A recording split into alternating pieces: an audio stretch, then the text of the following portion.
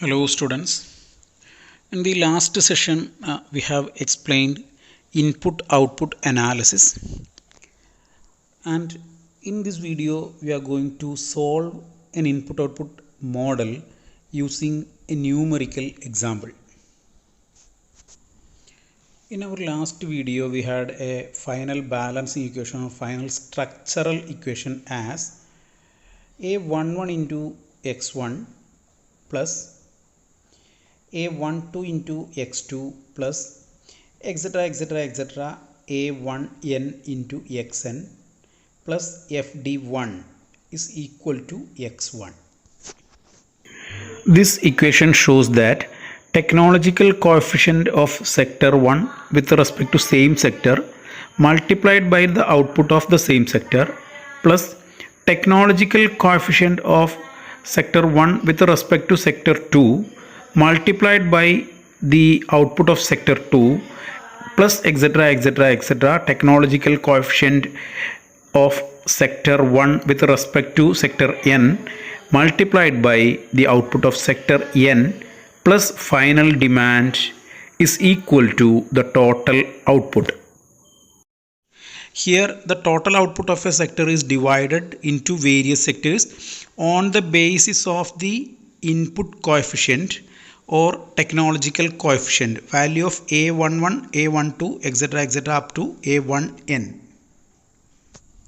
In the same manner we have a21 into x1 plus a22 into x2 plus etc a2n into xn plus final demand of sector 2 is equal to output of sector 2, that is x2.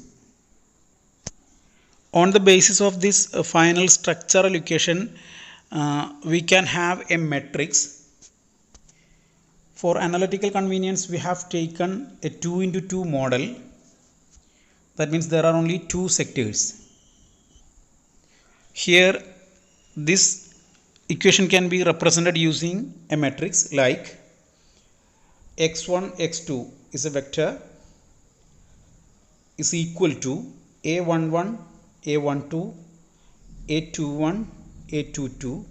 This is an input coefficient matrix into output x1 x2 plus f1 f2. If we expand this matrix we will get the above structural equation. On the base of this matrix we had an equation x is equal to ax plus f. Here we have already explained that x represents the column vector, a represents the technological coefficient matrix, and f is the final demand. And from the derivation of this equation we can finally reach to x is equal to I minus a inverse into f. This equation can be used to identify the required change in output when the final demand for a product changes. Here we need to solve this equation to solve the input output analysis. We will explain it by using a numerical example. Here in this example we are having two sectors, agriculture and manufacturing sector. This agricultural and manufacturing sector produces particular level of output which is distributed in between themselves as input. Therefore input distribution is shown there. Here agriculture sector and manufacturing sector is allotted certain amount of output and the remaining amount goes to final demand as shown as f, and which ultimately it constitutes the total T. Agricultural sector produces a particular level of output. 40 units of this agricultural sector is used by themselves. 50 units of this output is allotted to manufacturing sector. 10 units of the output goes to final demand, and automatically the total will be 40 plus 50 plus 10 is equal to 100 units of output.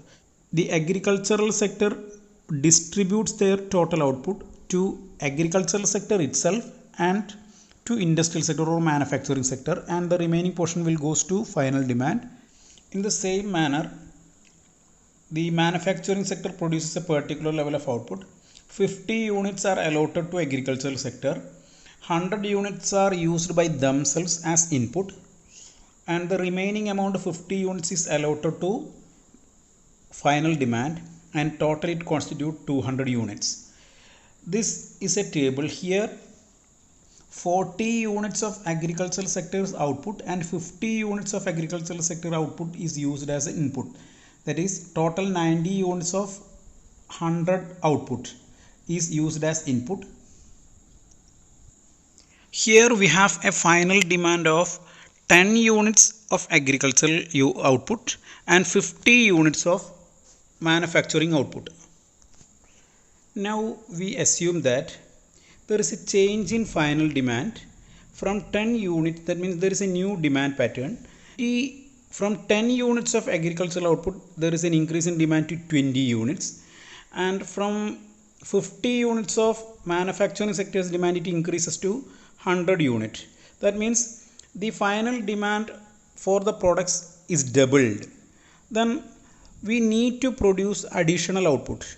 Then how much inputs are to be allotted to various sectors on the basis of the present input technological coefficients? That is to be explained using this input-output analysis. In order to meet 20 units demand, how much the agricultural sector is to be produced, and in order to meet 100 units demand, how much manufacturing sector is to be produced? That is the question before us, and that can be solved using this input-output analysis. As per the input-output table, we know that 40 units can be treated as X11, 50 units X12, 50 units again X21, and 100 units X22. And total output of agricultural sector can be treated as X1, and total unit of manufacturing sector can be treated as X2. In our previous analysis, we have explained that A11 is equal to X11 divided by X1. Similarly, A21 is X21 divided by X1. Here the values are X11 is 40 divided by total output of first sector, that is 100, which is equal to 0.4. In the same manner, A21 is equal to X21 divided by X1, that is 50 divided by 100, that is equal to 0.5. In the similar manner, we can identify A12, that is equal to X12 divided by X2, that is 50 divided by 200, that is equal to 0.25. Similar manner, A22 is equal to X22 divided by X2, that is equal to 100 divided by 200, that is equal to 0.5. That is, A11 is equal to 0.4, A12 is equal to 0.25, A21 is equal to 0.5, A22 is equal to 0.5 again. We can construct a matrix by using these values A11, A12, A21 and A22, and this gives us structural coefficient matrix or input coefficient matrix, that is A. This A is the technological coefficient matrix. By using this technological coefficient matrix, we can calculate the amount of output to be allocated to various sectors to produce a particular level of output. Therefore, this is the structural coefficient matrix or input coefficient matrix, input output coefficient matrix. From this input output coefficient matrix, we need to calculate X is equal to I minus A inverse into F. That is the basic equation. Therefore, as the first step, we are identifying I minus A inverse. As a part of this, we are initially calculating I minus A. Therefore, I minus A is equal to the identity matrix, that is 1 0 0 1. This is the identity matrix minus 4 0.4 0.25 0.5 and 0.5. Then we will get 1 minus 0.4 is equal to 0.6 and 0 minus 0.25 is equal to minus 0.25. Then 0 minus 0.5 is equal to minus 0.5 and 1 minus 0.5 is equal to 0.5. Therefore, I minus A is equal to 0.6 minus 25 minus 0.25 minus 0.5 and 0.5. This matrix is the I minus A matrix. Next step, we have to calculate I minus A inverse. In order to calculate I minus A inverse, we have to calculate adjoint of I minus A divided by determinant of I minus A. Adjoint of I minus A divided by determinant of I minus A. The calculation of adjoint, cofactor and determinant is to be studied from the basic mathematics part. The determinant of I minus A is equal to 0.6 into 0.5 minus or minus 5 into minus 0.25. Then we will get 0.3 minus 0.5 into minus 0.25 is equal to plus 0.125, that is 3 minus 0.125, that is equal to 0.175. This is the determinant of I minus A. Now we need to identify the cofactor of I minus A. The cofactor can be identified by using this method. Cofactor of 0.6, value 0.6 is equal to minus 1 all raised to 1 plus 1, that is first row and first column. That's why we have ratio of 1 plus 1, minus 1 raised to 1 plus 1, that is minus 1 raised to 2 is equal to 1, into removing the rows and columns, we will have 0.5. Therefore, the value will be equal to 0.5. Therefore, in case of a 2 into 2 matrix, cofactor of 0.6 here is 0.5, and the same manner cofactor of minus 0.25 is equal to minus 1 all raised to first row plus second column into minus 0.5, that will be equal to 0.5. In the same manner, cofactor of minus 0.5 is equal to minus 1 raised to 3 into minus 25, that is equal to 0.25.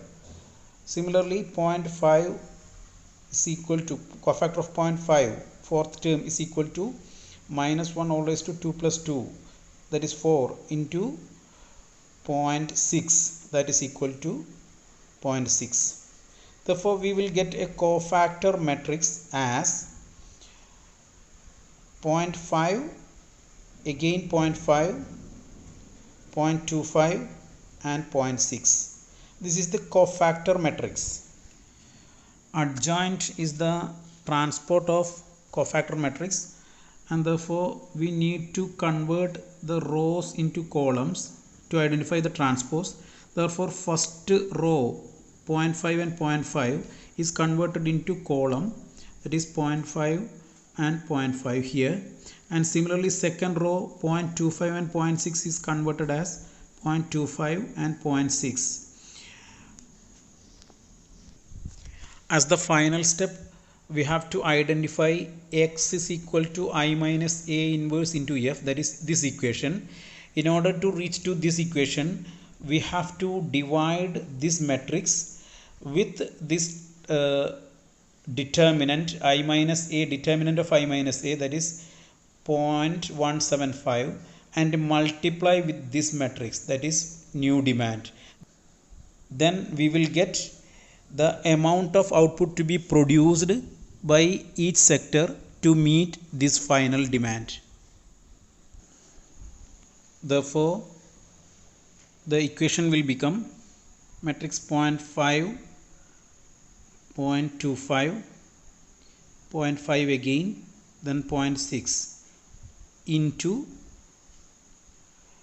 20 by 100. That was the initial new demand for the product. That means in order to meet this new demand, we are producing additional commodities. Therefore, this value is to be divided with the determinant, that is 0.175.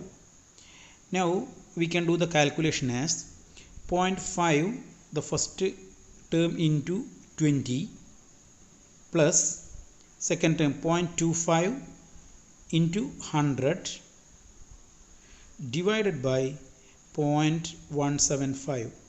We will get the value as 200. Therefore, in order to meet the primary sector or agricultural sector's demand of 20 units, the economy need to produce 200 units.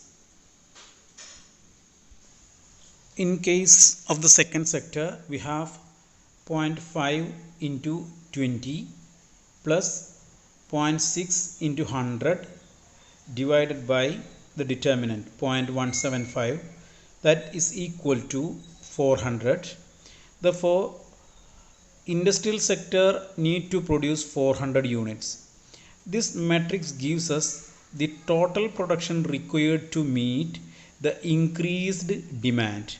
That means initially the demand was 10 and it has been increased to 20 units. In order to meet this demand, the economy need to produce 200 units of primary sector's output or agricultural sector's output. Similarly, in order to meet the demand of this 100 unit, final demand of 100 unit from manufacturing sector, the economy need to produce 400 units from manufacturing sector. Therefore, as per the input output coefficient matrix or Leontief matrix, we can calculate the required amount of production to meet the increased demand from various sectors in the economy. We know that the ultimate purpose of production is for final demand. Suppose if any variation happens in final demand, that is to be incorporated by increase in production by various sectors. It is not possible to increase production of one sector without increasing the production of other sectors, because all sectors are interrelated. Therefore, in order to meet the demand of a particular sector, the economy need to produce output of all other sectors as well. This can be identified through this input output coefficient matrix, which was developed by Leontief. Therefore, it is known as Leontief matrix. From the technological coefficient matrix, we can distribute this 200 units to the primary sector and to the secondary sector, or primary sector, agricultural sector, or manufacturing sector, on the basis of the technological matrix. Therefore, if there is a change in final demand, on the basis of that change, we can calculate the required amount of production in each sector by using this input output coefficient matrix or Leontief matrix. This is the basic analysis of input output model, and this is basically a general equilibrium model because it shows the interrelationship and equilibrium of all the sectors. Thank you.